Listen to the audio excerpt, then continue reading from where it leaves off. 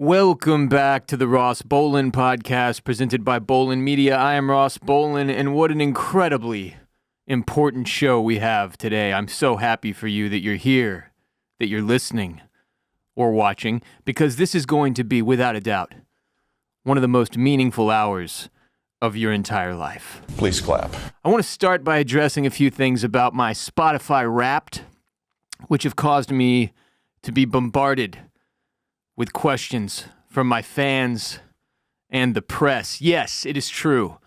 Kanye West still somehow found his way into my top 5 artists in 2024. I was just as shocked and disgusted as all of you. I feel like I betrayed myself and my family and my fans. I let everyone down. There is a perfectly reasonable explanation, though. And that explanation is that I listened to that one song that says beautiful big titty butt naked women don't just fall out the sky, roughly 1,000 times. I'm not even sure what the name of that song is. I think it's Back to Me. But rest assured, the only reason that Kanye West is somehow in my top 5 this year is because I have the utmost respect for beautiful big titty butt naked women who don't just fall out the sky, That's the truth. As hard as it is to swallow. I know it looks bad from an optics standpoint, but if instead of just judging the headline, you actually read the entire article and get into the data, the hard data behind why Ye still earned the number 4 spot on my Spotify Wrapped 2024, what you find is that I really elevated myself as a feminist this year and should be praised, not shamed. Now that we've addressed the most controversial issue to arise from my Spotify Wrapped, let me say this is probably the most proud I've ever been of the results. My number 1 artist was Childish Gambino, which frankly was another surprise to me. I loved his new album, but didn't feel like I played it enough for him to be my number 1, and I was wrong. You live, you learn. Camel Fat, which I refer to as Fat Camel, also surprised as my number 2 artist, which is strictly a testament to how much time I spent in the gym this year. They were my go-to workout music for much of this calendar. Much love to Camel Fat. And again, credit to me for being dedicated to the getting huge grind. More personal growth. Wow. What an icon. Khruangbin came in at number 3, and I'm not even sure how to pronounce that. Khruangbin. It's Khruangbin, if you're unfamiliar. Khruangbin is how I say it. And when I say Khruangbin to Siri, she plays the correct band, so I think I'm saying it right. But again, credit to me for being brave enough to listen to a band that I can't even pronounce. Hashtag personal growth. And a huge shout out to the listener, by the way, who recommended Khruangbin to me on Patreon when I said I was looking for more stuff that was in line with the Happy Survival song on Childish Gambino's album, which they are featured on. Much appreciated. Khruangbin rules. As you can see, I have been jamming them. You already know Kanye West came in at number 4, and why. And then at number 5, another shocker to close out the top 5 of my Spotify Wrapped 2024, Lil Dicky, who finally dropped Penith this year. Penith was in my ears all year. Now, some of you may think that having Childish Gambino, Kanye West, and Lil Dicky all in your top 5 is the widest possible hip-hop trio to feature in your top 5, and you'd be wrong, because who's missing? Who is missing? That's right, Drake. No Drake in my top 5 for the first time, maybe ever, and I could not be more proud of that. Thank you, Kendrick Lamar, for helping me and spurring me to exercise the OV-ho from my soul. Much appreciated. So yeah, there were some big surprises in my Spotify Wrapped, and if you're judging a book by its cover, then maybe you thought I was just another basic bitch without any real taste of my own. But when you dig deeper, much, much deeper, and allow me the time and the space to explain, what you find is that really this top 5 is just proof of the growth I achieved and wisdom I gained this year. And for everyone that was concerned by the 192,518 minutes listened metric displayed at the bottom of my Spotify Wrapped, remember, I play a chakra clearing playlist while I sleep all night every night, so those numbers are wildly inflated. Special shout out, by the way, to the number 12 most played song by me on Spotify this year, Train Song by Jules, exclamation point, Jules, exclamation point. And shout out to all the Miss Rachel loving parents in the audience that know who Jules is. Choo choo! Look good, feel good, play good. Everybody knows that's how it works. But finding high quality basics for your wardrobe online that actually fit, not too tight, not too baggy, it can be a huge pain in the ass. That's where today's sponsor, True Classic, comes in and makes you look and feel so much better. I'm a pretty simple dude most of the time when it comes to clothes. I don't need much. But shopping for clothes can be so defeating when the shit you buy ends up being ridiculously expensive, and then when it finally arrives, it looks like crap. True Classic delivers the opposite of that experience. Their shirts are high quality and unbelievably comfortable. I've been wearing their long sleeve Henleys as it has finally gotten colder here in Austin. They are heavenly. Kade's been wearing their sweaters and pants as well, producer Kade. I'm huge on t-shirts, as all of you know. They comprise like 90% of my wardrobe, and nobody has better looking or more comfortable t-shirts than True Classic. The Henleys are great. The crew necks are perfect. They've got V-necks, long sleeve Henleys, sweaters, hoodies, literally everything you could possibly need with premium quality and premium fit.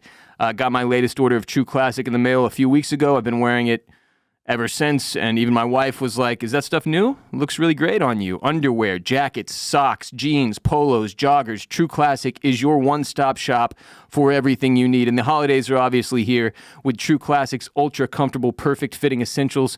You can have the perfect holiday gift for yourself or for the other dudes in your life. So if you're ready to upgrade your closet, shop now and unlock big savings during their huge holiday sale. Just go to our exclusive link just for the RBP gang at trueclassic.com/Ross to save. That's TRUECLASSIC, trueclassic.com/ROSS. They got crazy deals going on right now, so go check them out. Please support our show and tell them we sent you. End the year with holiday cheer thanks to True Classic. All right, got an insane headline of the day that we have to discuss. I don't really want to, but I feel somewhat obligated to because it's hilarious and befuddling to me.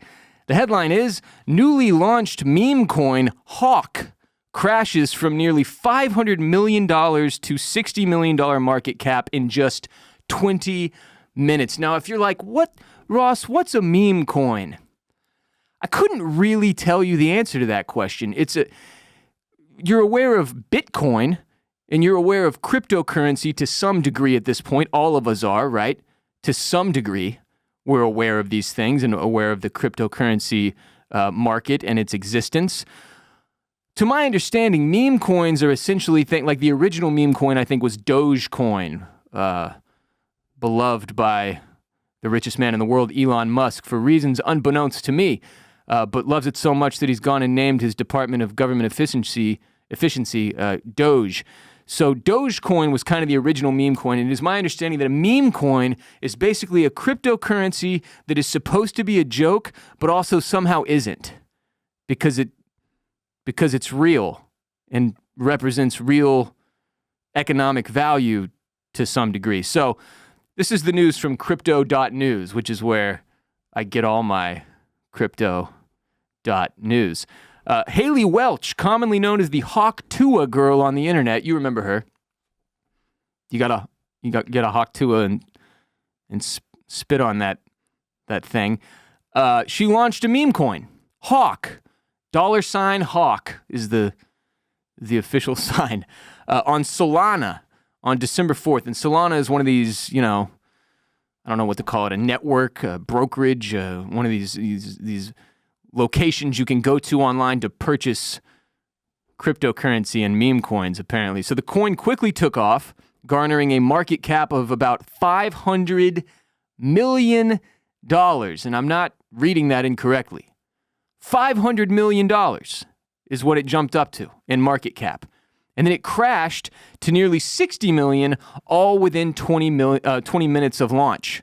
So in a 20-minute span, they launched the coin, market cap shoots through the roof up to $500 million. There's $500 million real dollars behind this thing. and then it nosedives to nearly $60 million within 20 minutes. So that's a massive drop of almost 88% in the Hawk token, which reignited the discussion on the high volatility of meme coins in the cryptocurrency community. Some crypto users believe, it says, that the token was initially built for rug pulling, a cryptocurrency scam in which developers withdraw liquidity or suddenly abandon a project, resulting in the token's price plummeting. So what that, my basic understanding of how a rug pull works, and I've seen this happen in the celebrity space pretty repeatedly over the past year, especially. It's become a more and more popular thing. Like, I want to say, if I'm not mistaken, like Kade B launched a meme coin at some point. But the rug pull concept is like, let's pick a random celebrity. Timothée Chalamet. Let's say Timmy came out with a meme coin. And he was like, it's Timmy is the name of the meme coin. And it's gonna be open for business tomorrow. And let's say Timmy and his team pump millions and millions of dollars into this meme coin. So they buy up millions and millions of dollars in the stock. Let's say there's only 10,000 coins available and they buy like 9,000 of them. And so the shit ton of money just floods into the market. And suddenly it looks like the Timmy coin is super valuable. And they get all these other people to buy in. And then the second the value has climbed to what they see as its peak, they pull out all of the money that they put in along with the profits, because the price of the coin has gone up as a result of the other people who have bought in. And then the people who bought in that aren't them are screwed because they're left with a coin that has no value, while Timmy and his boys have made money. Now, that's a hypothetical situation, none of which has happened, and I don't want to get sued by Timothée Chalamet. So I just want to be clear. I just made that up as a hypothetical example. But that is my general understanding of how a rug pull works. You fund a coin, you get the value to shoot through the roof, you get a bunch of other people to invest, and then when they've invested, you pull all your money out with your profits, and they're all screwed. So, yeah, some, including YouTube cryptocurrency investigator CoffeeZilla, much respected in the crypto community, I'm told, have accused the Hawk Tuah girl, Miss Welch, of scamming investors with a pump and dump. So that's how the rug pull works. You pump up the price, and then you dump your supply in exchange for profits, leaving everyone else screwed. So the people behind the coin hype it up before launch, then they sell it for profit, right? So again, I'm reading from crypto.news here, which is the world's leading crypto news source. According to content generated by the community on X, the Hawk token's supply was allegedly sniped shortly after launch. This refers to instances where early investors or bots snatch up large amounts of tokens, leaving the broader community with less access and exposing them to risks. And these are often warning signs of the health of a project, as it shows few people own the token. Pretty sure this is almost exactly the same shit that happened with the walking bets girl, Taylor Mathis, if you're a degenerate gambler and familiar with her. And female influencers seem to be particularly prone to being talked into these crypto deals, because it seems like, and again, this is just my read on the situation, it seems like what happens here is somebody approaches, Hawk Tuah or Taylor Mathis or whoever, Cardi B, whoever, and is like, look, you've got a massive, massive audience. Millions of people love you. And they take, your word to be meaningful, and they trust you. Wouldn't it be great if you could rip all those people off and we launched a meme coin that you could throw your name and your likeness and your power behind, and we could get it to be really valuable, and we could make a bunch of money? And I don't think that a lot of the time these influencers or celebrities realize exactly what they're getting into or understand how cryptocurrency works. In fact, I know that's the case. They don't really understand how this whole game is played. And they get into this shit, and then it turns out to be a scam, and then they're in legal trouble, which Haliey Welch, a.k.a. Hawk Tuah, likely is. So the real scam artists behind the whole thing know that these female influencers, dumb, horny, lonely bro fans, will get into pretty much anything they promote, which makes them great targets, right? So that, again, this is just an outsider's perspective with way too high of an IQ to ever buy anything close to being called a Hawk Tuah coin, making my observations and my judgments based on what I see online, where I am all too often. Crazy story. Very funny story. Again, I'm curious if there's a single member of our community here, or our listenership, our audience, that purchased or has ever purchased a meme coin, but specifically if you purchased the Hawk coin.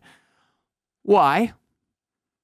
Could you hit us with an explanation? Call the hotline, 888-WR-BOLIN, or tweet at me at WR-BOLIN, or send me an Instagram DM at WR-BOLIN, and explain yourself. What was your thinking? What were you thinking, or were you not thinking? I could see this being something you do when you're blackout drunk, being like, oh, I'll throw $100 into the Hawk coin and see if I can make a quick profit here. But I can't see a serious person, a real-life adult with a fully functioning brain, making the decision to put their hard-earned money into Haliey Welch, the Hawk Tuah spit on that thing, girl's cryptocurrency. I just don't know what would drive a person to make a decision like that. And look, I'm not really one of these people that gets super upset about random celebrities who are famous for no reason, because I understand that that's the culture we've created here in the United States of America. And biggest example of all time is the Kardashian family, right? Like for years and years and years, people are like, well, what are they even famous for? And it's like, what is anybody famous for? Fame is inherently idiotic. But this girl, Haliey Welch, is literally famous for being interviewed in a man on the street style interview and saying that you have to spit on a penis before sucking it. Now, is that the person that you would turn to for financial advice? Just why? I'm just, again, not judging necessarily. I am. But I'm curious. I just want to know, like, what happened? What happened along the way? Because, like, when I was a baby, one of my aunts, held me up, didn't realize there was a ceiling fan above me, and it was turned on, and she stuck my head in the ceiling fan, and I didn't buy the Hawk coin. Like, so what happened to you? If you purchased the Hawk coin, I want to know. I want to know your story.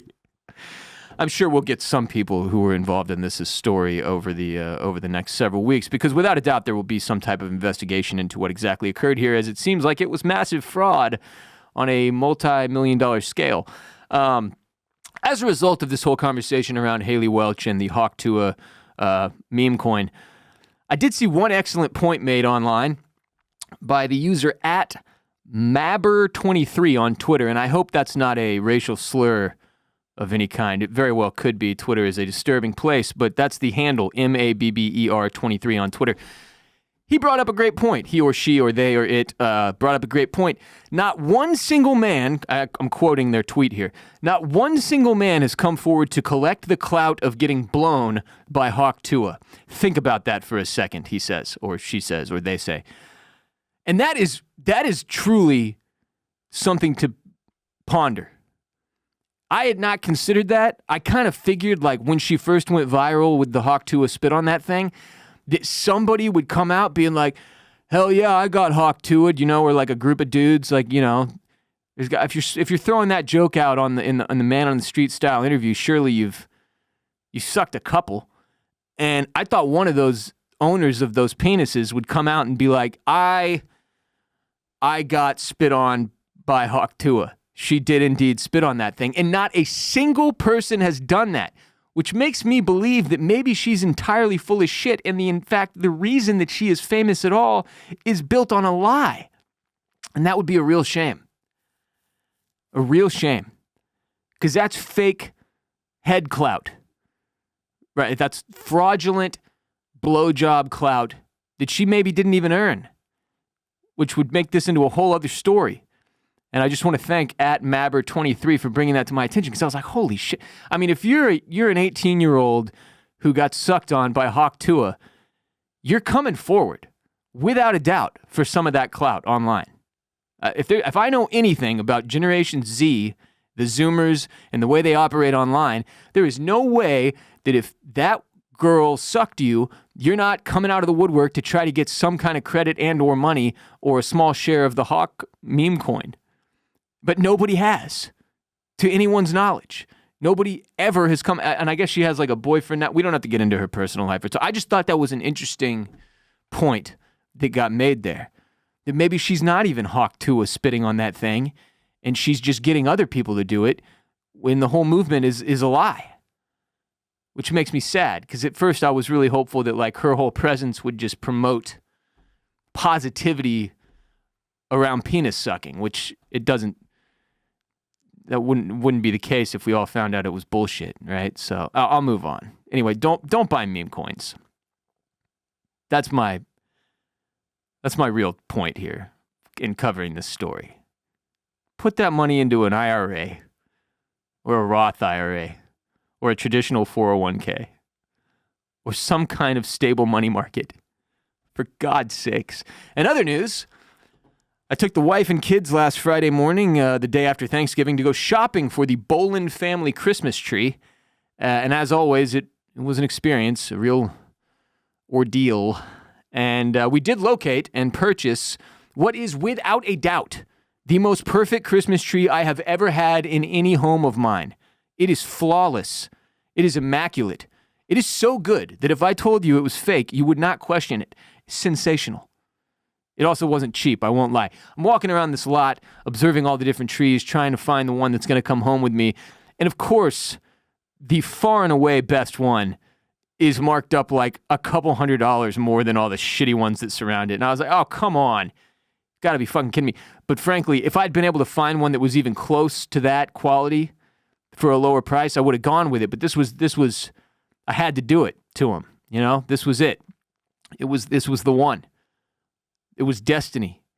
We were there bright and early, first people on the lot that day. We were lucky to be in the presence of this tree, so we had to purchase it. And we'll probably spend tomorrow, Saturday afternoon, decorating it, because we haven't done that yet. It's just I've been admiring it in its natural beauty without any of the lights or Christmas ornaments yet. But I do love the decorating process. I'm extremely OCD about ornament placement. Like a real pro, I crush ornaments, figuratively, and legendary ornament placement picker. Like when I retire, they'll hang my jersey in the Christmas ornament placement rafters because I'm that good, like really, really good. Just have an eye for it, It's one of those things you're either born with it or you aren't in terms of aesthetics. Like you either know how to make something look good or you don't, and I do. In the case of Christmas trees, I do a great job. So I'm excited to get this one decorated. I'll put up pictures on my Instagram or whatever. If you can't wait to see them, at WR Bolin is my handle. You should give me a follow so that when I put up pictures of my tree, you can bask in their glory. But when we were at the Christmas tree lot, though, I did notice, because you couldn't not notice, that they had a bunch of different colored trees, like pink and purple and like neon green and shit. Like spray painted trees. Like I'm pretty sure that's how they became the color. They're not natural, unnatural abominations of Christmas trees, okay? And, speaking of my Instagram, I took a picture of one of them and put them up, and I was like, who the hell is buying this? Who the hell is buying these? So in the same way, if any of you are out there buying these, please come forward and tell your story. Like, how did you get to the point where you were like, you know what we need this year is a fucking pink Christmas tree. A Christmas tree that's been spray painted purple or neon green. Like, what the hell happened to you? In the same vein of the Hawk Tuah meme coin purchasers, what went wrong? Because that's just a terrible decision. Like, you need to take a hard look in the mirror and ask yourself what you're all about. What the hell you're doing? Because you went off track at some point. We've lost you. And I want you to get help. And I get that there are like a bunch of environmental reasons to go with a fake tree, by the way, over a real one. But look, man, I'm driving an electric vehicle. I recycle. I don't really buy a lot of things. I try not to use Amazon too much. Really, the only two cardinal sins of environmental damage I commit are using too much paper towels, like way too many paper towels, like a roll of paper towels hates to see me coming. And having a real-ass Christmas tree. So just give me this. Just let me have this, all right? There's nothing you can say. I will never be a fake tree guy. It's not going to happen. If Christmas trees go extinct, I'll grow my own real tree in my backyard. I will not have a fake tree. It's not fake Christmas. This is real shit, real life, real Christmas. Ipso facto, real tree. And in the same way I don't judge the Tuah meme coin owners, I don't really judge you fake tree people, but I am better than you. And I need you to know that. And this year I'm the best of all of you, because this is the best tree that's ever been. I mean, I'm telling you, it will not be. If there was a Christmas tree competition, I would enter this tree and win. So congratulations to me. Congratulations to my family. Please clap. Often, the people we love most are the hardest to shop for. I never know what to get my parents, for example.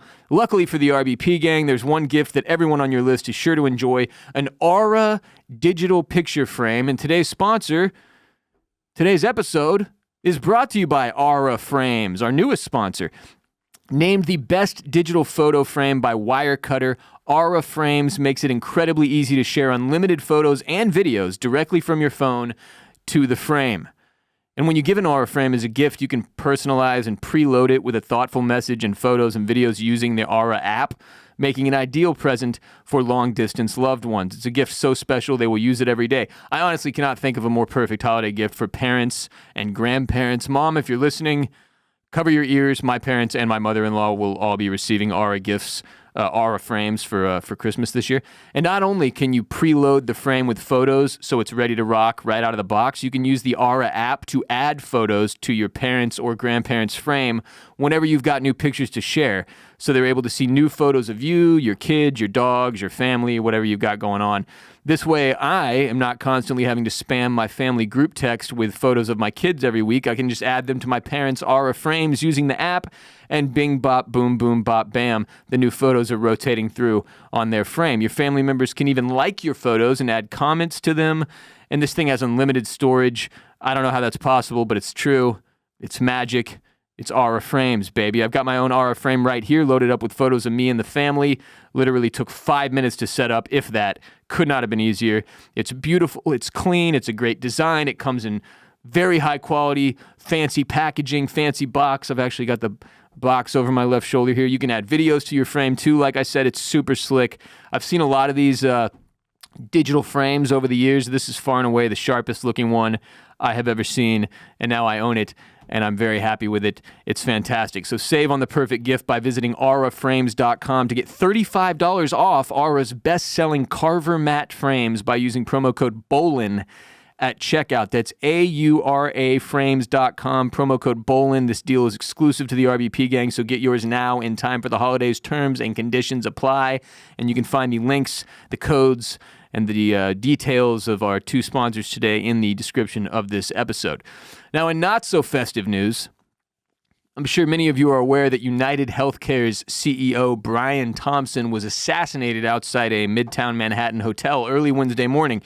Now, normally, most of the time, when people get murdered, the general public is upset because murder is generally seen as a bad thing.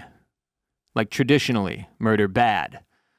But this hooded hitman who whacked the UnitedHealthcare CEO has been lauded as a hero by many online because, well, it turns out people dislike insurance companies even more than they dislike murder, which frankly is not the most shocking thing. Insurance companies in the United States are completely insane. The insurance game in this country is extremely fucking broken, and everyone knows it, but nothing changes.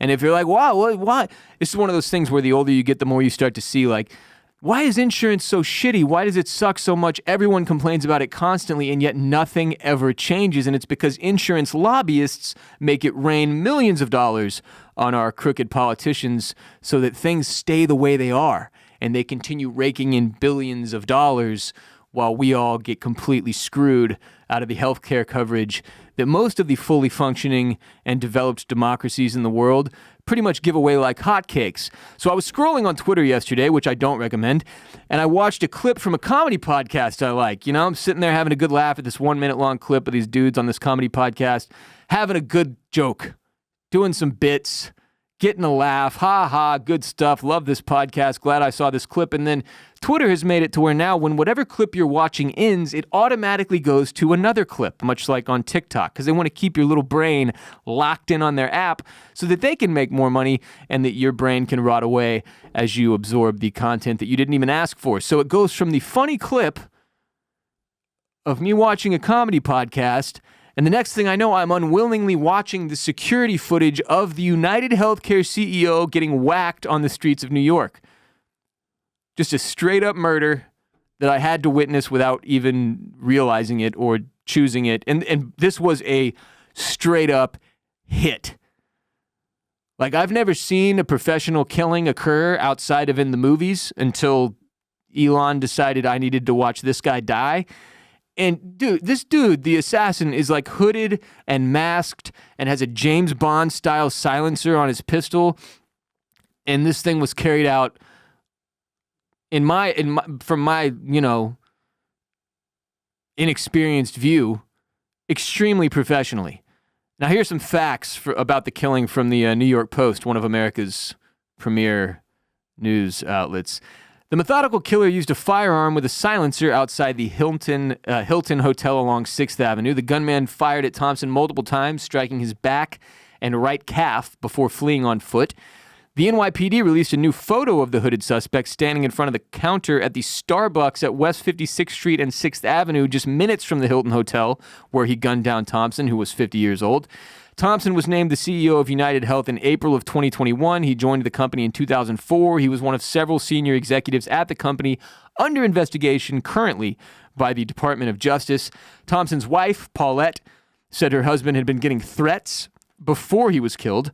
And the NYPD is investigating a possible message which appears to include the words deny, depose, and defend engraved on live rounds and shell casings left behind by the masked assassin. So not only is this dude geared up like he's a legit hitman, he took the time to inscribe the words deny, depose, and defend on the shell casings which were left behind at the scene. And you don't need to be a rocket scientist to decide the meaning of that whole. It's like what they do as a health insurance company. They deny coverage, they depose people, they defend their own actions, I guess is the way you look at it. But this whole story has been bonkers, in part because of the immediate response online. People were not like, holy crap, what a tragedy. They were celebrating this.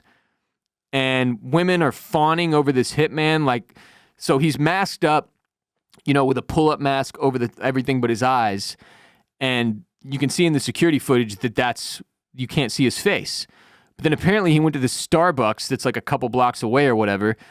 And while he was in the Starbucks, he was allegedly flirting with the barista who asked him to pull his mask down so she could see his face. And I brought Timothée Chalamet up earlier.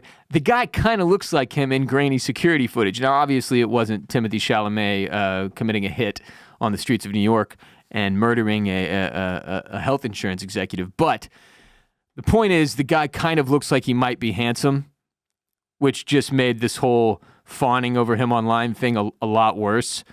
And there's so many layers to this story that make it fascinating.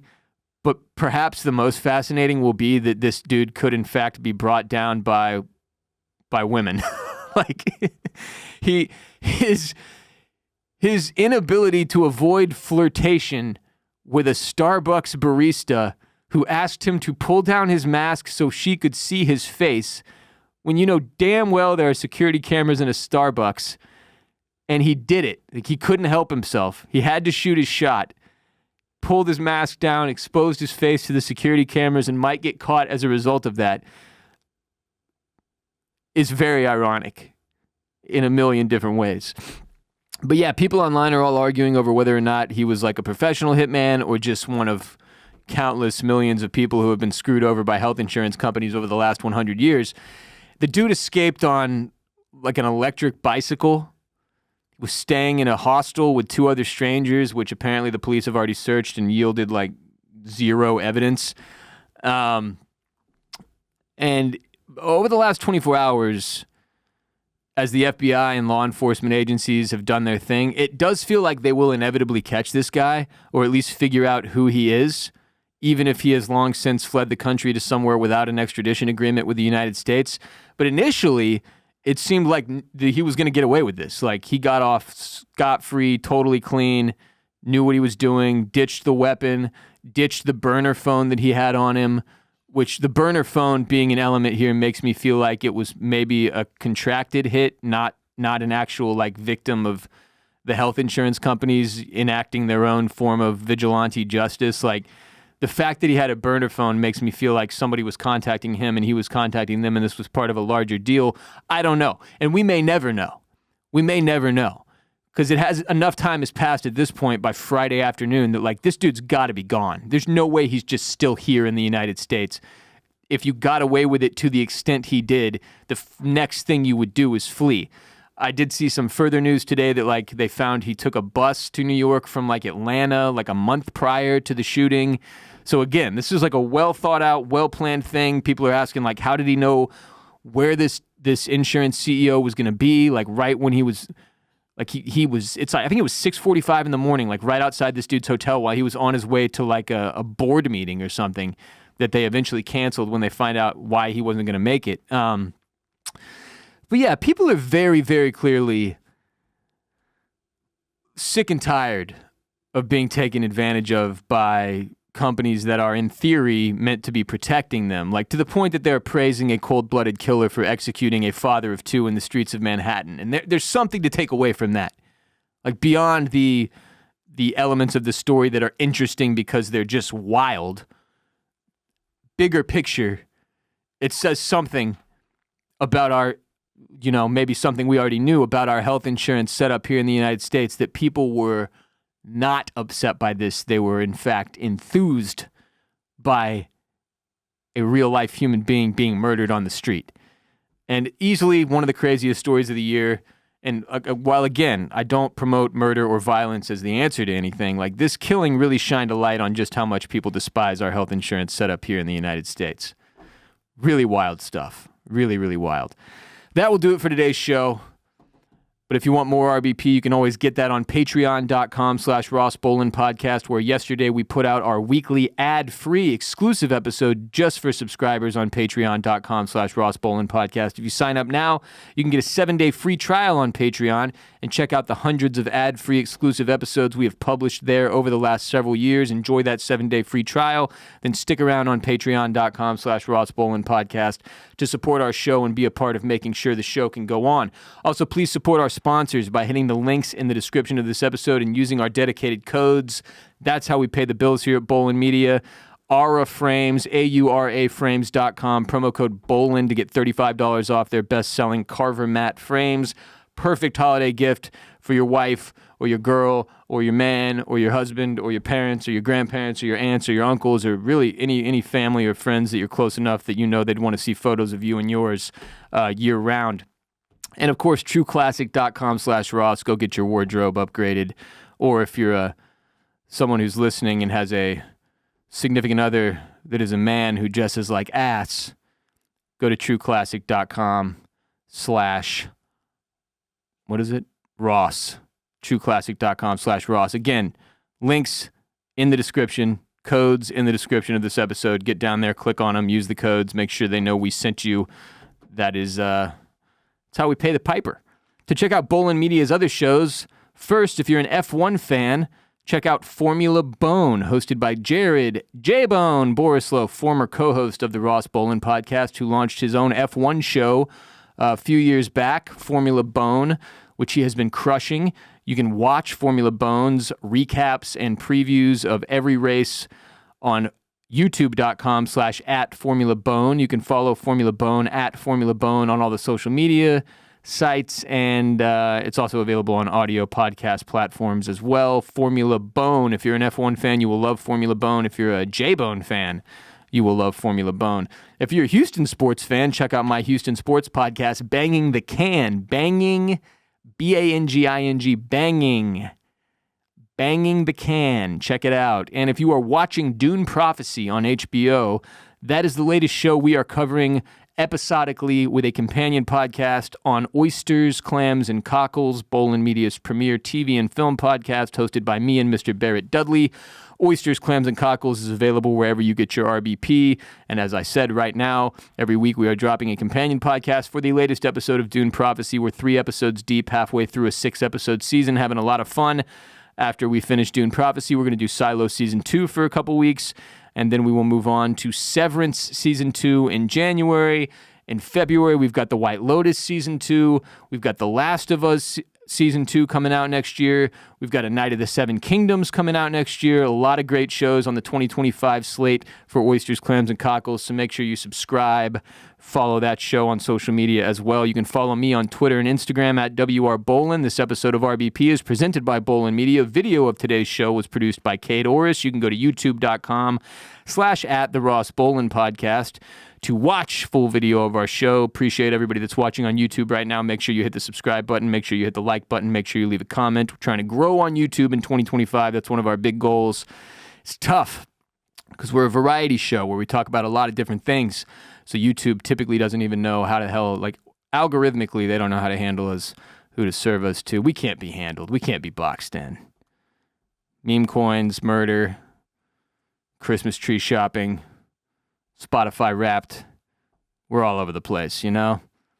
Appreciate y'all for being here, though. Until next time, remember, you are not alone. Peace be with you and also with you.